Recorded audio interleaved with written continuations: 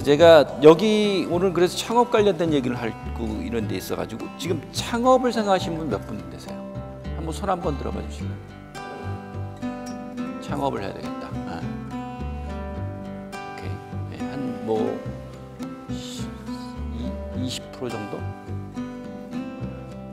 여기 지금 한 40분, 40분 정도 오셨죠? 사장이 되고 싶다는 분.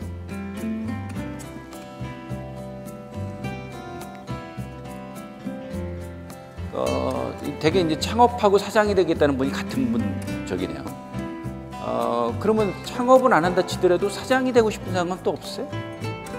꼭 창업을 해야지만 사장이 되나요? 그죠? 다른 회사 가서도 사장이 될 수 있는 거지. 자, 그러면 왜 이런 질문을 하고 그러냐면요. 그럼 나머지 분들은 취업을 생각하시는 부분도 있는 거죠. 근데 취업을 생각할 때도 그 큰 기업도 뭐 그런 대목이 있는데 작은 기업에서도 인재를 찾을 때 있어서는 사실은 지금 야망을 가진 사람을 찾습니다.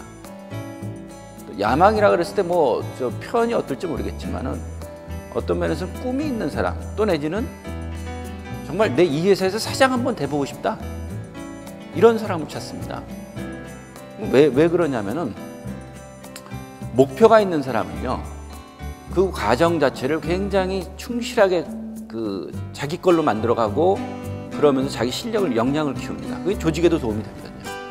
그러니까 어떤 사람이 사장이 되겠다 그러잖아요. 그 사장이 되겠다는 사람은 사람들 만나는 거 하며 복사하는 거 하며 또 어디 출장 가는 거 하며 문서 작성하는 거 하며 하나하나를 다 어떻게 생각하냐면은 내가 사장이 되기 위한 연습으로 생각해요. 그러면 그 습득률이랑 그러지 않고 그냥 시키는 대로 이렇게 목적 없이 움직이는 사람과의 습득률이랑 어디가 더 습득률이 높을까요? 사장이 되겠다는 생각을 갖고 일하는 사람의 습득률과 그냥 뭐 나는 시키는 대로 움직여 나갈 거야. 이런 사람의 습득률은 어디가 더 높을까요? 어디가 더 높은 걸 보세요. 사장이 되겠다는 사람이 좀 높겠죠. 그러니까 그러한 좀 목표가 있는 사람을 조직에서도 선호합니다. 그리고 사실 그러한 사람들이 와줘야지 조직이 크고요. 그러면서 그 개인들도 자기 일종의 목표를 달성할 수가 있어요. 그래서 오늘 제가 드리고 싶은 말씀은 뭐냐면 여러분들이 취업이든 창업이든 뭘 생각하시든 간에 항상 주체적으로 움직여라. 시키는 대로 움직이는 게 아니라 주체적으로 움직이셔라. 그런 말씀을 좀 드리고 싶어요. 그런 차원에서 이렇게 얘기를 하고 그러면서 여러분들께 또 말씀드리고 싶은 거는 소위 말하는 국가에 대한 생각입니다. 여러분들이 살고 있는 이 나라에 대해서 어떻게 생각하느냐에 따라서 여러분들의 취업을 하고 생활을 하든 또 내지는 창업을 하든 간에 굉장히 큰 영향을 많이 미치리라고 보기 때문에 그 말씀을 드리려고 합니다. 근데 저는 솔직히 대학생분들한테는 창업을 안 권해요.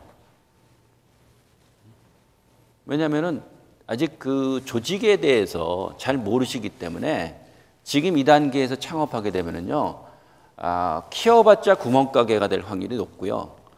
그리고 잘못하게 되면은 소위 말하는 신용불량자가 될 가능성이 높습니다. 그래서 대학생부터 창업하고 그런 이렇게 경험 삼아서는 괜찮아요. 경험 삼아서는 괜찮지만은 내 이 창업을 해가지고 회사를 한번 키워보겠다. 이런 분들은 차라리 권하는 건 뭐냐면은 그러면 한 5년에서 10년은 조직생활을 해봐라. 어떤 조직이든 좋다. 꼭 우리가 대기업 이것만 가실 필요도 없어요. 저는 오히려 지역에 있는 중소기업을 권합니다. 지역에 있는 중소기업을 가셔가지고 한 5년에서 10년. 근데 그 회사도 여러분들이 따지고 들어가야 돼요. 뭘 따지냐? 업력이 최소한 10년 이상은 된 기업을 가십시오.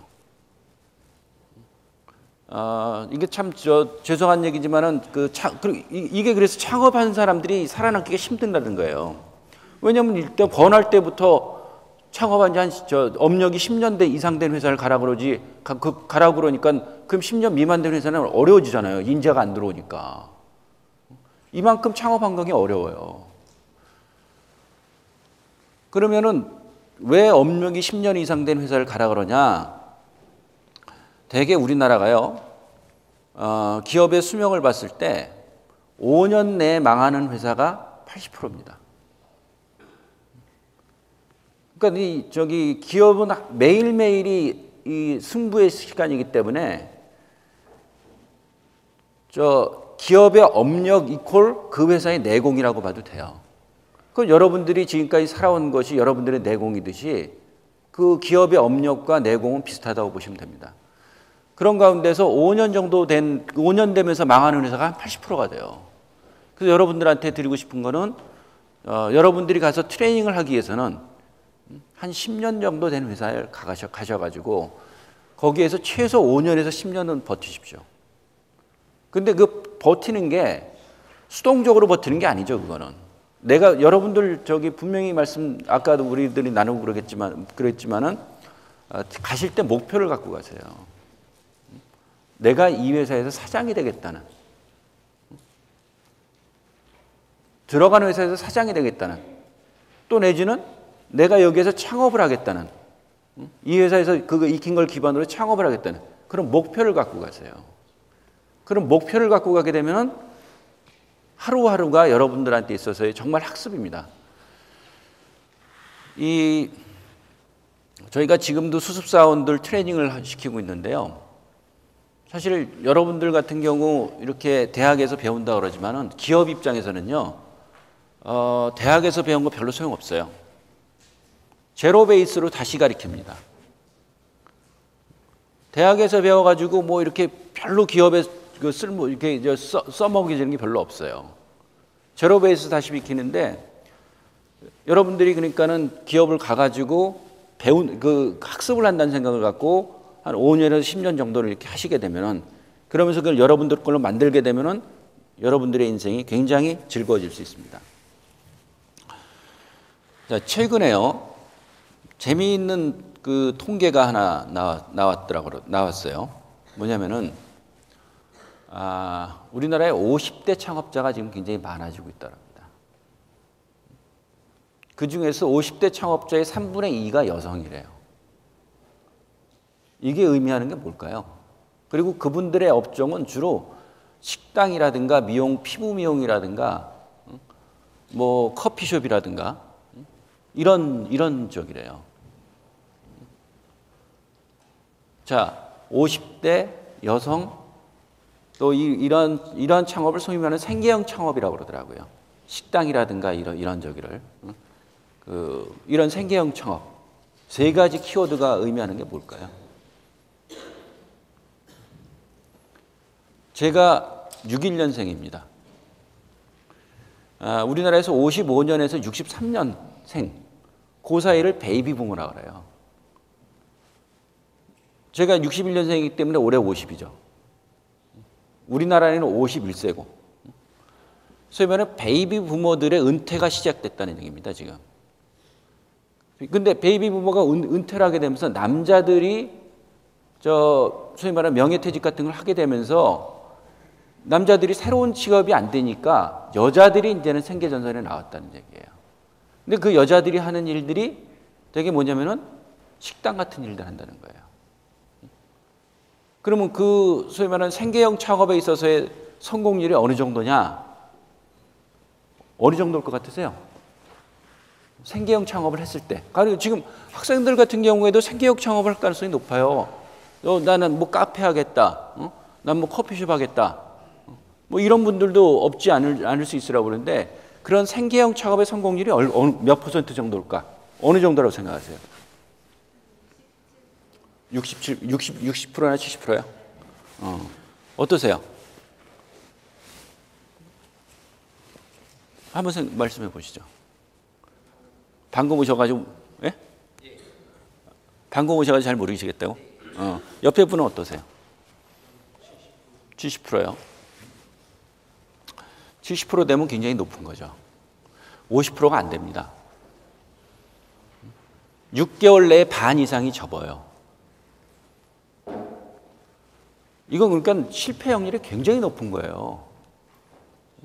여러분들 주변에 보세요. 저기 식당들 많이 있잖아요. 새거되게 되면은 그게 얼마나 가는지 한번 관찰을 해보세요. 처음에는 반짝할 겁니다. 새거 왔네? 응? 호기심에 가지만은 거기 그 집이 얼마나 갈 것인가? 되게 힘들어요.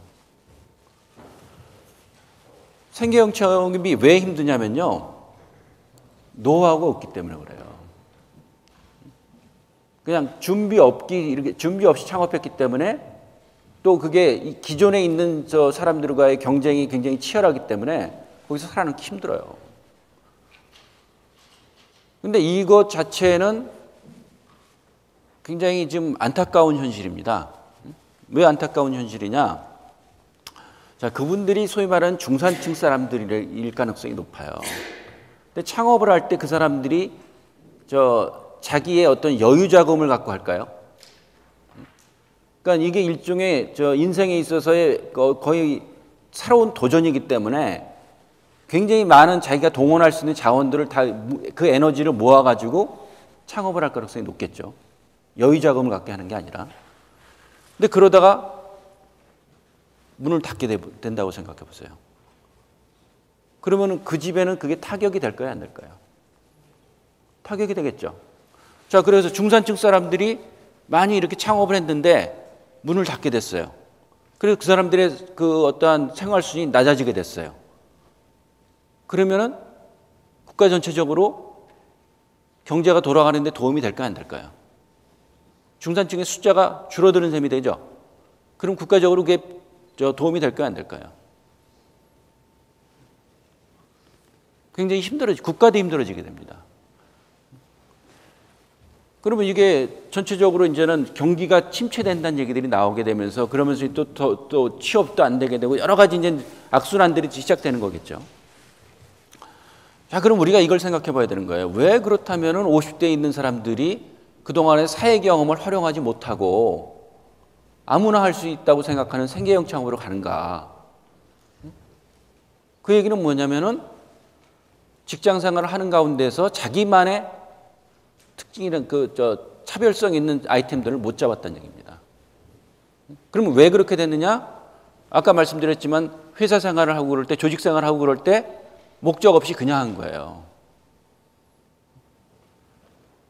회사 생활을 적어도 10년에서 20년 그 정도는 하셨을 텐데, 대개의 경우가. 그걸 하면서 자기 목표를 세우게 했으면은 그분들의 기능이란 게 굉장히 올라갔을 겁니다. 그래가지고 회사에서 그만두라 그럴 때는 나 미련 없이 그만두면서 정말 자기의 어떠한 그동안 실력을 쌓았던 걸 갖고 창업을 할 수 있었을 겁니다. 근데 그게 없게 되면 하루하루를 그냥 살아가게 되면 목표 없이 살아가게 되면은 나가라 그럴 때 목표 없이 살아가는 사람들 제일 먼저 나가라 그러죠. 그럼 그 사람들은 당장 할 일이 없는 거예요. 그래서 여러분들께 사회생활을 시작하는 그러한 단계에서 여러분들이 목적을 갖고 하시라는 겁니다. 내가 10년 뒤에, 20년 뒤에, 30년 뒤에 나는 뭐가 되겠다. 근데 그게 또 있어요. 인생이란 게 저희가 겪어봐도 그러니 저도 사장할 줄은 몰랐어요. 그래서 내가 뭐 사장하겠다, 또 내가 뭐 하겠다 그래서 그게 되는 그게 꼭 그대로 되는 법은 또 많지가 않아요. 예상치 못한 일들이 또 벌어지기도 해요. 근데 중요한 건 뭐냐면 여러분들이 5년에서 10년 정도는 목표를 갖고 움직여 나갈 때 여러분들한테 훨씬 더 많은 여러분들의 역량들이 쌓여 나갈 수 있고 그러면서 기회가 열린다는 겁니다. 제가 특히 경험칙상 제가 경험을 해본 걸로 이렇게 해보게 되면 사회생활 초기 10년이 되게 중요합니다. 초기 10년을 정말 나름대로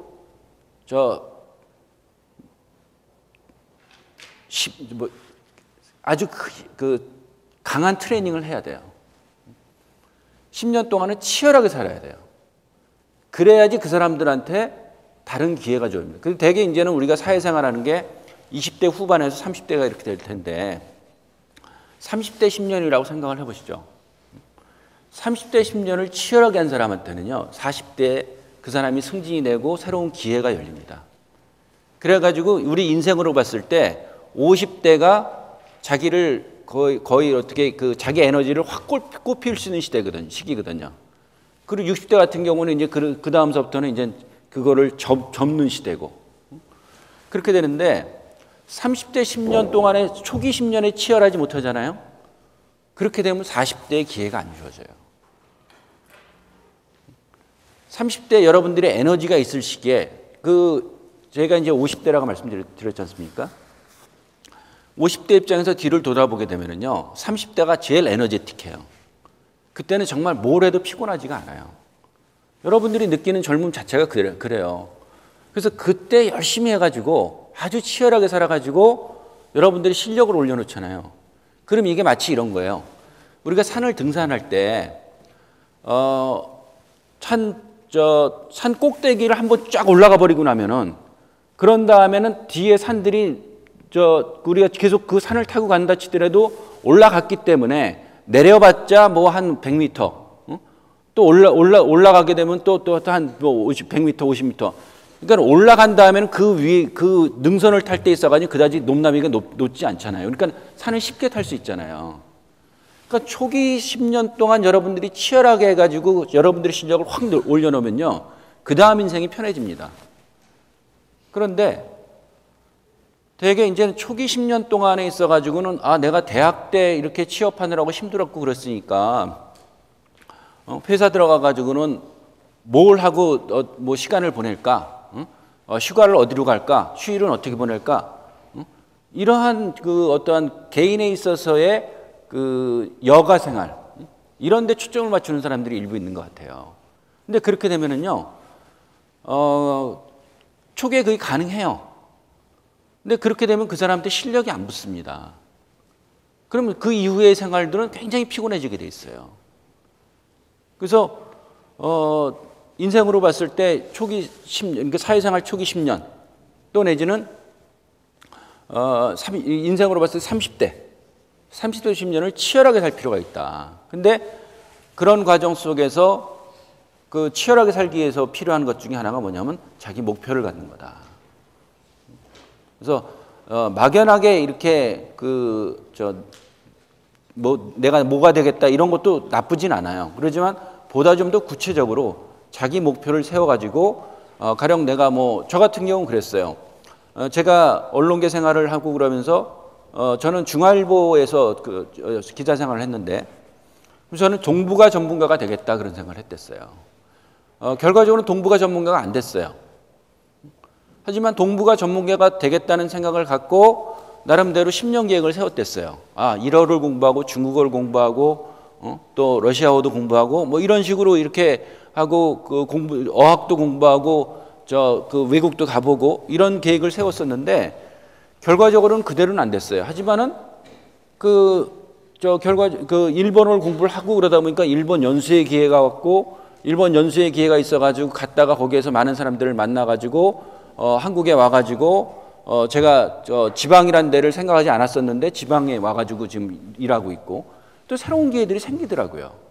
그래서 여러분들이 일단은 나름대로 자기 계획들을 세워갖고 움직여 나가는 그러한 부분들이 여러분들한테 도움이 될 수 있겠다 이런 말씀을 좀 드립니다. 근데 그러면서 또 하나 이렇게 드리고 싶은 말씀 중에 하나는요, 계획을 장기로 보시라는 말씀을 드리고 싶습니다. 계획을 단기로 보면은요, 1, 2년이 아주 괴로워요. 그리고 1, 2년 내에는 무슨 일이든 간에 성과가 안 나오게 되어 있습니다. 1, 2년 해가지고 성과가 나오게 되면 이미 많은 사람들이 바뀌었고요. 아까 말씀드린 것처럼 생계형 창업이라는 건 있을 수가 없죠. 그리고 그 사람들이 망할 일도 없죠. 1, 2년 내에 해가지고 결과가 나오게 되면. 근데 인생을 보니까 최소한 30년은 해야 돼요. 그러니까 여러분들이 한 30년 정도는 내가 뭘 어떻게 해야 되겠다. 이런 이 시기를 좀 길게 잡으시라는 그런 말씀 좀 드리고 싶어요. 조급해하지 말라는 거예요. 조금 해가지고 결과가 안 나온다 해서 조급해하지 마시고 길게 보시면서 꾸준하게 그걸 해나가실 때 여러분들한테 반드시 좋은 결과가 나오리라고 봅니다. 제가 동영상 하나를 좀 보여드릴게요.